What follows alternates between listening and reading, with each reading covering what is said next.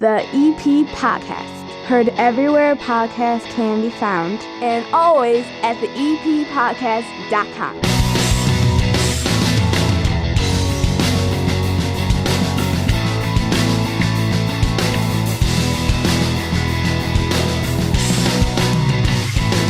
The Evergreen Park Girls Softball League is in the Little League World Series.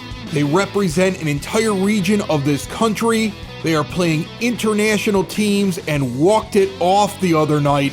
Doing well so far. Their manager on this show direct from the state of Washington, where the final tournament is taking place. Plus, Frank Murray and the Evergreen Park Public Library tell you about everything that they're doing this month as we sample wine at Spoke and Vine. Before I get started though, Picnic in the Park, the Food Truck Festival. I expected to be there this past Thursday as much as you did, but it was soul-crushingly hot and there was a massive storm that moved through. The village rescheduled it a few hours in advance, so we get to have it this Thursday. Look for the EP podcast out there. One other thing of note, if you missed an episode recently of the EP podcast, not only did village trustee Mark Marzullo talk about this 2 weeks ago, State Representative Rick Ryan talked about it, electric bike and scooter safety. Now the village is asking you to email them your thoughts, epinf@hotmail.com.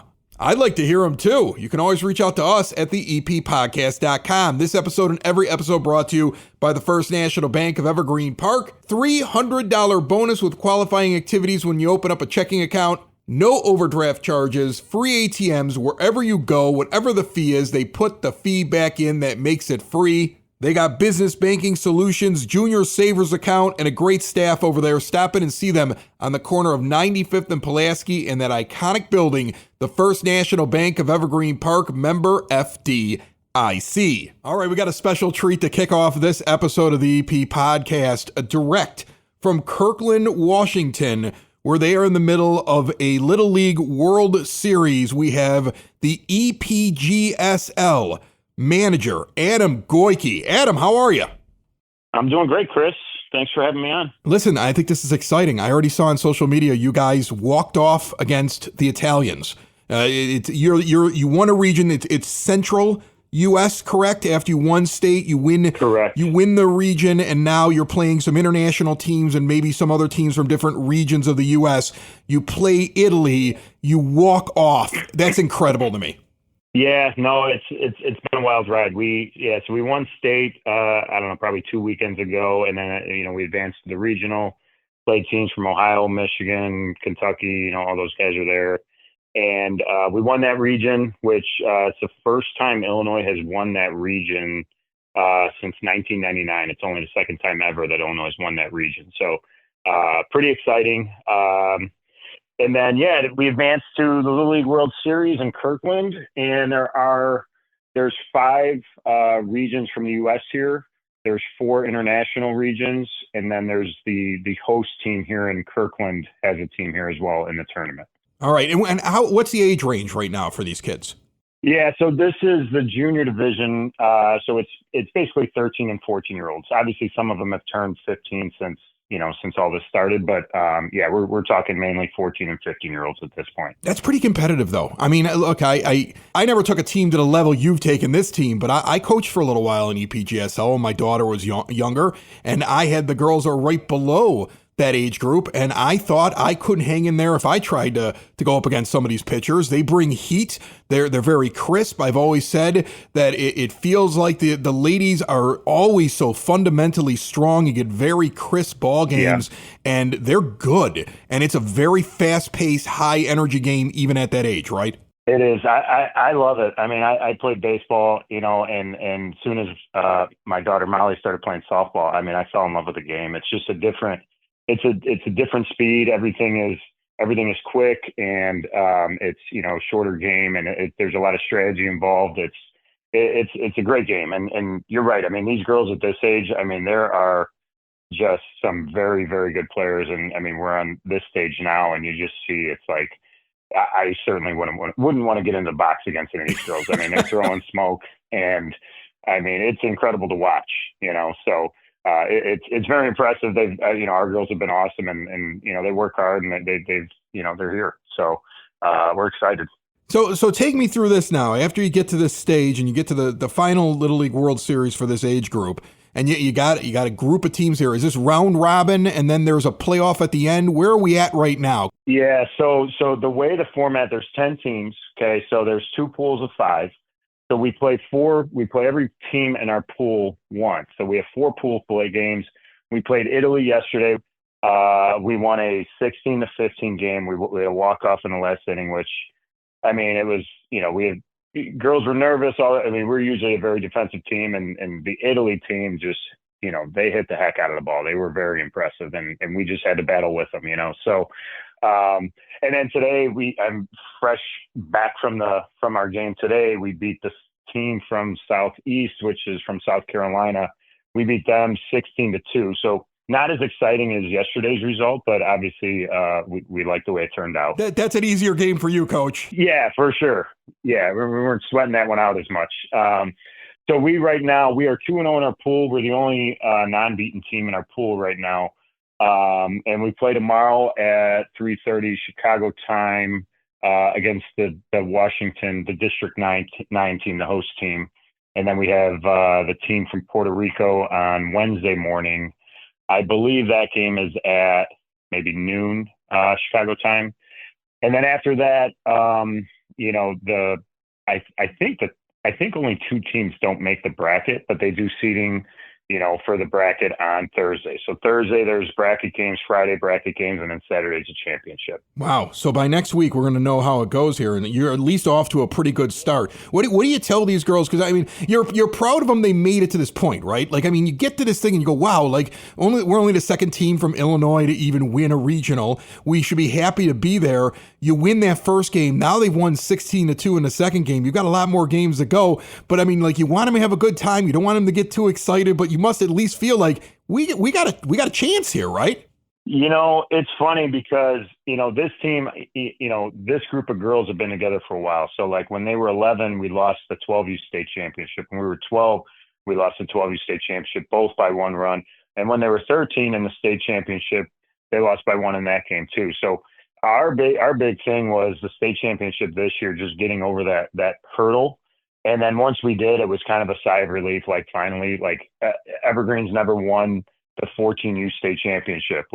They've been in the game so many times. We finally broke through that.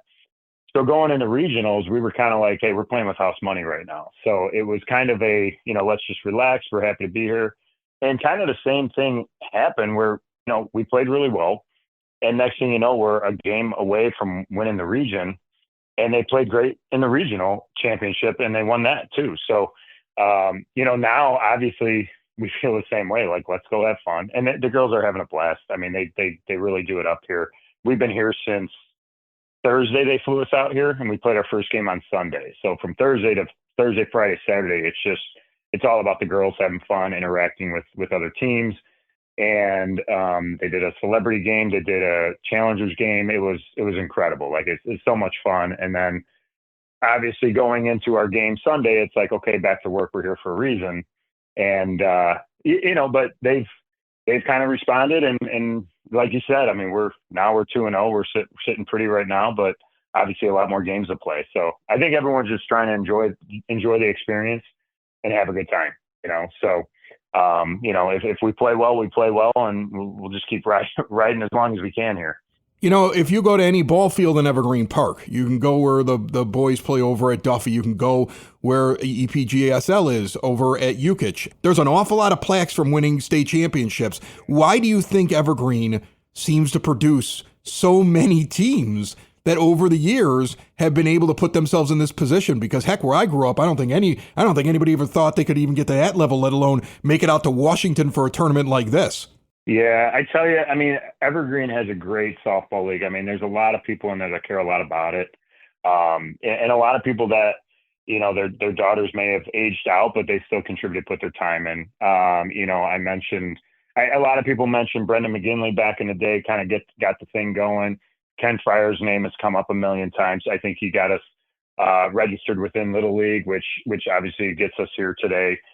Rich Farmer's still a huge part there. I mean, there's just so many people that have really cared about it. I got involved with it when my daughter started playing, and I was heavily involved for a long time. Obviously, still am, but it's a great league. There's so many kids in it, and I feel like the surrounding areas, they don't really have those in-house leagues anymore. So a lot of them flock to Evergreen, and there's just so many kids in it, and there's so many people that put their time in for it. Much of travel baseball and softball kind of takes over, where it's great to still see that there's these in-house leagues for kids that want to play that maybe don't want to play at a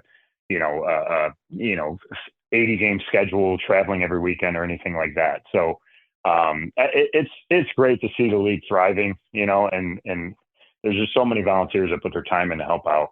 Yeah, you guys got quite a send-off. Well, I'm pretty sure you got the fire trucks and everything when you won the state championship. You've gotten a send-off. If you win this thing, what do you think it's going to be like here? I mean, do they close down 95th like it's the Independence Day parade? Like, how do they top themselves, Adam? Chris, I'm a bit of a maniac. Like, I don't think that far ahead. In my mind, we have Washington District 9 tomorrow. So that's what my mind's on, and that's how we've been the whole way. I think when we were in the state championship after we won the semis, somebody asked me where regionals was or when we'd have to leave for regionals. I said, just stop. I said, we got a game to play. We got to win that game. I'll worry about that tomorrow morning. If we win, I'll worry about tomorrow morning. And but you're right. I mean, the send off was great. I mean, we had a 7 a.m. flight out of O'Hare that Little League booked for us. So it was kind of like, all right, so we're getting there at 4, and they got us a bus to take us to the airport. And we didn't know about the send. We didn't know the fire trucks were going to, we showed up. We're in the Yukich parking lot, just, everyone had just woken up. We're trying to get out of there. And, the fire department showed up, the police showed up. I mean, it was great. So everyone's been awesome. I know they did the Bourbon Street did their viewing party yesterday, and we were getting videos of. I mean, it's incredible. I mean, there's the players here. Obviously, a lot of the families came down, but like just seeing that back home, that everyone's cheering for us, and the support we got at home, even though we're 18 or however far away we are, but it's been great. The text after yesterday's game, I think my phone, I thought it was going to explode. I mean, I had a text coming in nonstop. It was ridiculous. That's awesome. Adam Goyke is the manager of a Evergreen Park team from the EPGSL that has already won their first 2 games in the Little League World Series. They've got many more to go here. It's going to be a really interesting week for you. We're all pulling for you here. I'm excited to see the results so far and hear the excitement in your voice, and good luck to the girls. I know how much fun it is for them. I mean, like I mentioned before, I didn't do it at the level you're doing it in that league, but I was part of that league for many years, and they always have 10-foot smiles, those girls, win or lose. And so now that they're in this big thing here, you really pull for them. And I hope they have great success. Good luck to you, your coaching staff, and enjoy it, Adam. I appreciate it, Chris. I love it. I mean, they're having a great time, and they're playing well, so that helps. But even going into the games, they're upbeat. They're having a great time, and we're in the hotel. They're hanging out with other teams from other countries. It's amazing to see. It's a great team. Building relationships, supporting the community, and service. These are the things that Country Financial stands for. They're more than just an office you may pass by as you drive through Evergreen Park. They're neighbors who lend a helping hand and support the fabric of your community, including charitable organizations, sports, financial education, and civic organizations. And since Country is already your neighbor, they want to get together and chat. Call your local Country Financial representative, Mike Thauer, today at 708-425-1559 to talk about the things that are important to you and how he can help you protect them. The EP Podcast, as we are each and every month with Frank Murray from the Evergreen Park Public Library. Hi. How are you? I'm well, Chris. I almost said good morning, but it's the afternoon. There's wine in front of us. If it's morning, we have a problem. Well, we're at Spoken Vine, one in Rome, right? We're at Spoken Vine, northeast corner of 95th and Kedzie. Incredible wines. They have so many of them up there. They rotate through them. We're going to talk wine today with Reed. We'll bring them in here in just one moment. Mm-hmm. And they have great small plates. They're always adding some interesting things to the menu as well. Amazing food. Just a fun place to be at. And I always try to remind people this, 21 and over. it is nice every once in a while to go out as an adult with other adults and not have like a child bump into me, like that, and not have a screaming baby. So I do absolutely love coming out to this place, especially on the weekends. But let's bring in Reed now. Why don't we just Reed, come on down. Before I have to listen to you drone on about the library. Drone? Let's just start with Reed. How are you, buddy? I'm doing good. How are you guys? Good. Apparently I drone. This will liven up the conversation because we're going to drink a little bit before we talk with you. So what are we sampling today? Okay, so today we're sampling one of our wine club wines. So this is part of our adventure wine club that we have at the bar where you get 2 bottles of wine a month. If you're looking for a good gift for people, we do have 3 and 6 months options on our website. So something to think about. This month we're in California. This is from Pasqui. They're a vineyard down in Santa Barbara, so in the Central Coast. Really unique little property. They're right on the shoreline, so they actually have like 70-degree temperatures all year. There's a 17-degree difference from their vineyard to like where the people are in Santa Barbara, which is only like a couple of miles. So they get really, really cool climates on it.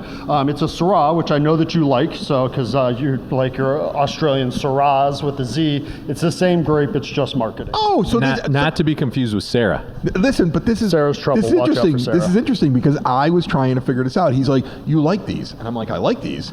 And so it's the same as a Shiraz. Yes. It's just because it's in the grape. Australia versus the rest of the world. So the grape's the same though. Yes. Oh, yeah. See, I didn't even know that. So it's similar. I just come in and drink the wines. That's all I do. I just come in and I go, "Hey, I would like wine. What kind would you like?" Red, and in a big glass, and with that little glass that's next to it, which is always my favorite thing. Like they do a size Frank where there is a glass, and then there's like another thing, so you can refill your glass if you drink quick like I do, which is amazing. It's a classy lady. It's a classy lady. Everyone likes a classy lady. But yeah, so it'd be the similar as like Pinot Grigio and Pinot Gris are the same grape. One's from Italy and one's from France. I just learned something brand new today. I really did. I just thought that like Shiraz was the grape, and you could probably grow Shiraz here if you really wanted to, but the climate wouldn't let you do it. So I just thought it was something completely different. Same grape, different name because of where you're growing it. Chris, this is what I love. Spoken Vine first. I love the food, and the wine is exceptional. But you always learn something from this guy when you step in. I learned about a grape that we had that went through what was it? The medieval. It was Tempranillo. So there was an Italian town just outside of Tuscany that always had a local red grape that was like their Campo Nuevo, which was their our local regional red. And they finally did genetic testing on it, and the vines were Tempranillo that were being brought to Rome during the pilgrimages and was planted along the way. Because what they used to do in antiquity is if you were a trader, you would plant your vines as you traveled along, so by the time you came back, you would have wine that was like the wine at your house. That's crazy. It's really interesting, but it's great. I mean, this is the thing. You learn a lot. It's very educational. Besides the delicious food and we wine. were just talking beforehand. It's like almost like the library. I actually brought it up. This is we were talking beforehand, and I brought up I like to come here if some young lady I'm fortunate enough she'll go on a date with me, because he will entertain you with his stories. So like you don't have he will come over and just be like, here's a story about the grape, here's this. It's like there's an entertainment value to coming out here, and it's not just you sitting across from the other person just talking. It's almost like a show. It's almost like there's audience participation, but there's Reed participation. He comes over, he says hi, he tells you about the wine, he gives you things that are sampling. It's an experience. That's the word I'm looking for. Is that what you're going for normally when you're here? Well, I just like talking to people. Otherwise, I have to wash dishes. Like, there are only 2 options. It's talking or dishes. I was waiting for him to say, we're trying to build an experience, Chris. You hit it on the head. No, he's avoiding dishes. I have found most things in wine are avoiding work. So that's like why they would plant their vines as they went along, so that they could avoid drinking bad wine. Okay. So, all right. But yeah, or I'll help you carry your dates. But the wine is good. The wine is good. The wine is tasty. It's very good. Charge him extra. Is this one a regular? Is this one rotating in? You said it was a wine club thing? So this is on our wine club for this month, so we have this, the Santa Barbara Syrah, and then a Napa Cab from Lauren Crossing this month. But yeah, so those work out well. We are, and then I don't think this one's on it, but we are starting to do events again. So like we have Around the World in 8 glasses coming up over the next couple of weeks. You have one coming up the Friday after this show airs, because we record and then the weekend happens and the show comes out, and then that Friday you have a wine tasting event. Yeah, I think we have the 1st, the 8th, and the 9th that we have tasting. No, 1st, 7th, and 8th, we have wine tastings. We do the same event a few times. Okay. Yeah, and we just sell tickets to it on our website. There's food, there's wine. There's 12 people at our party table. We do a little presentation on all the wines. Feed you. That's awesome. Have some jokes. Or have just some fun. Or just come in and wait to see Reed avoid dishes, and then he'll tell you stories and entertain you. It's all part of the experience. Dishes and stories. There you go. Thank you, buddy. Cheers, guys. Cheers. Dishes and stories. See, now you'll be more entertaining because you have wine. That's the whole purpose. That's why the structure of this segment is delicious. The food and the wine first. It's delicious. To liven you up, because you're just a librarian. You're not an entertainer. The Syrah is delicious. The Syrah is delicious. It is very, very good. And that's a grape from well, anywhere else in the world but Australia, right? Otherwise, then it would be Shiraz. It's the same grape. It's just called Shiraz in Australia. I picked up about 90% of what he There you said, go. but not all of it. I tell you learn so much here. This show comes out, and on Friday is the 31st. No, actually, Thursday is the 31st of July, and that is the last day for summer reading. And you want everybody to get their books in and their records and their truthful, truthful. How many books you read? Correct. For the prizes. Not like Chris, how he just lies and makes up how much he's read. Not your made-up ones or writing down books you read 5 years ago. Your truthful things that you read over the last couple of months for summer. All those children, teens, and adults. Remember, adults can participate too. You can either come into the library with your completed paper. Yeah. And we'll log those hours for you, or you can do it right from your home from the Beanstack app that you can download for free and register all those hours that you read. And we already have about 700 people signed up. So do it now, get in there so you can be one of those people that get one of those grand prize raffle. And then you have a book sale. This month. Yes, so our August, big, you our have big a book sale. Yeah, August. Are these used books from the library? It's a combo. Okay. It's books that have been donated to the library. It's books that we have removed from the collection. But majority are donated books. Do you take majority? So you take donations? Mm-hmm. I was curious because I just did a big project this summer where the kids have accumulated so many books over the years. I mean, one of them is 19, and so I have her books. Oh yeah. I have Dominic's when he's the 17-year-old. I have his books, and then I have all of Nick's, and he's been reading some of their old books. Now some of these are pretty worn, and some of them are not worn. So if I wanted to donate books rather than throw them away, what are you looking for? Like, do you want kids' books, or do you get those all the time? We will literally take pretty much anything as long as it's not an encyclopedia set from the 1950s that's so outdated and just not relevant anymore. Just bring it in. What about condition? If it's sitting there, You don't want the one where I've had to tape the cover back the coffee on and tape the cover back on. And it's missing 2 pages. Don't bring that one. Yeah, don't bring it. But if it's in pretty decent condition or, slightly it's readable used. again. I mean, it was kids. Kids used it, but slightly used. Yeah, it's fine. Your library books are not all pristine. And if we determine one that's, this isn't going to fit, we try to find another home for it. So after this, this is our big annual sale. This is a big one every year, and Mary Kay does an amazing job with this book sale. And I will say this too, shout out to Mary Kay, and then also to our volunteers. If you are interested and want to help out the library, we're always looking for people to help us with this event because it goes it's all week long. We do a week prep to set it up, and then we take it all down, and then we donate those books to an organization who will take them and try to find another home. So we are always looking for people to help us out with this. You can go online on our website, on our event calendar, click on whatever day works for you. We have 2-hour time slots, sign up for them, and you'll be set to help us out. Awesome. Yeah. So you got a book sale, summer readings winding down. Your August seems like it's almost like cleaning house. It's almost like getting ready for the fall. Kids will start coming over there after school. You're going to be hustling and bustling. It makes sense to kind of like get rid of a little bit of inventory. Yeah, June and July have been some crazy, crazy busy months. Yeah. It's great to see the hustle and bustle at the library, from our study rooms to our children's story times to our adult events that are going on.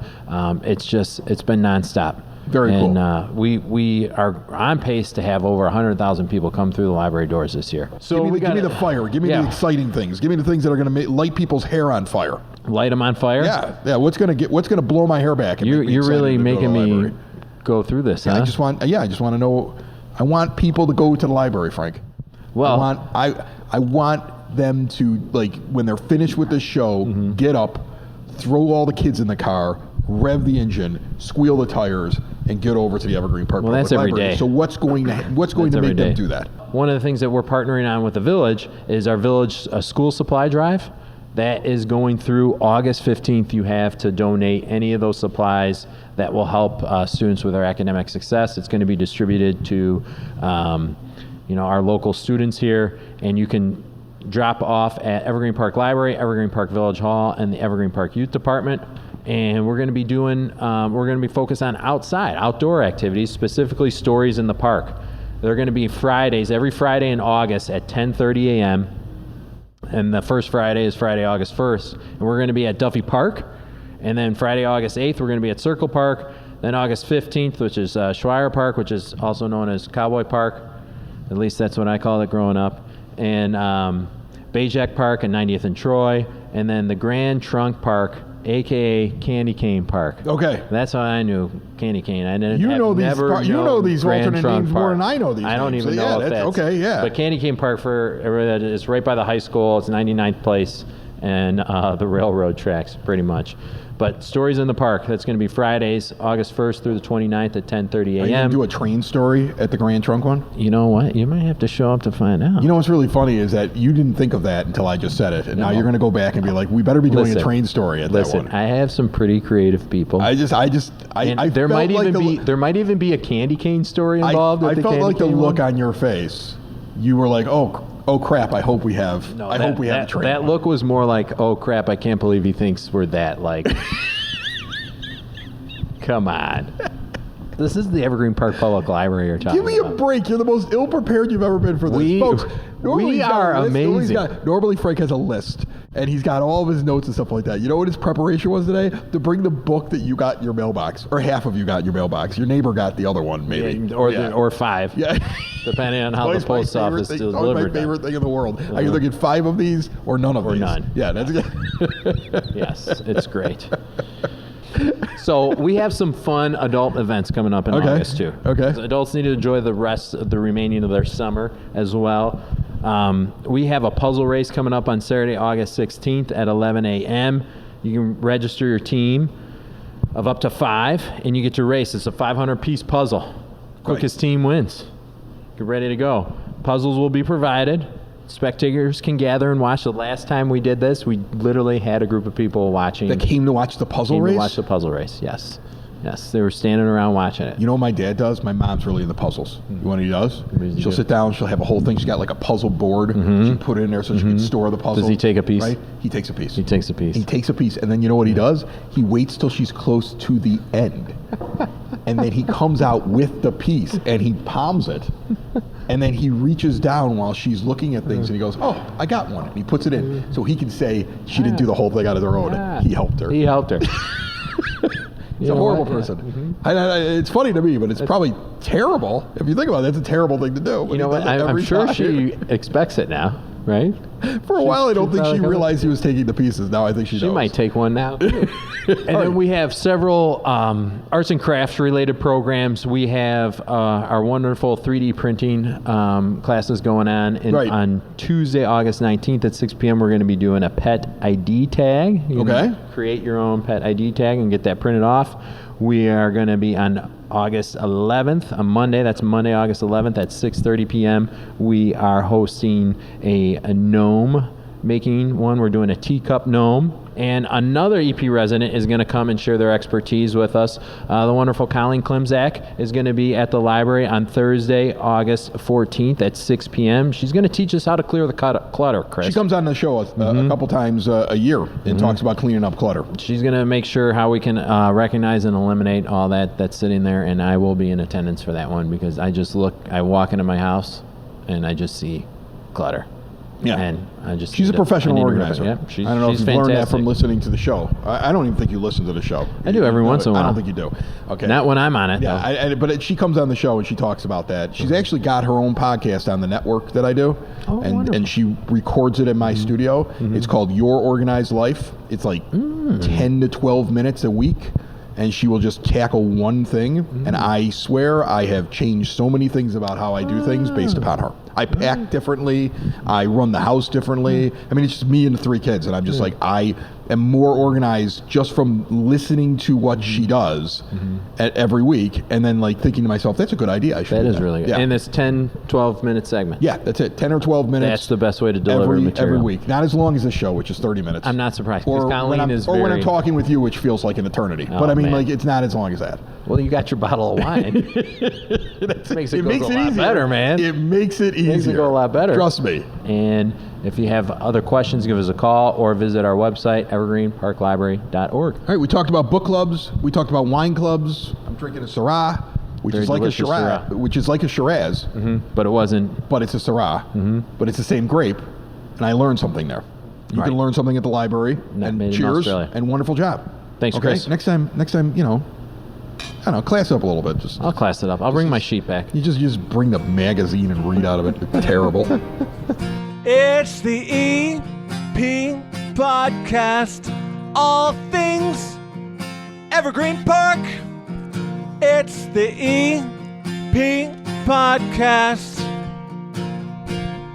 Evergreen Park.